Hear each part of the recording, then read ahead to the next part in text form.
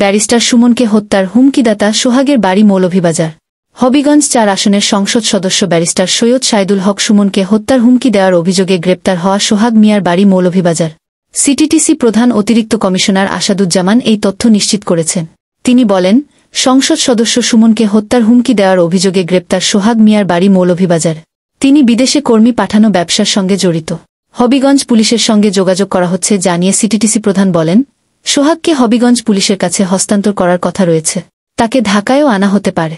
মঙ্গলবার সন্ধ্যায় হবিগঞ্জ থেকে সোহাগ মিয়া নামে এই ব্যক্তিকে গ্রেপ্তার করে পুলিশের বিশেষ unit counter terrorism and transnational crime CTTC Chunarughat Madhabpur নিয়ে গঠিত হবিগঞ্জ ৪ আসনের স্বতন্ত্র সংসদ সদস্য ব্যারিস্টার সুমন গত ২৯ জুন ঢাকার শেরেবাংলা নগর থানায় নিরাপত্তা শঙ্কা প্রকাশ করে জিডি করে।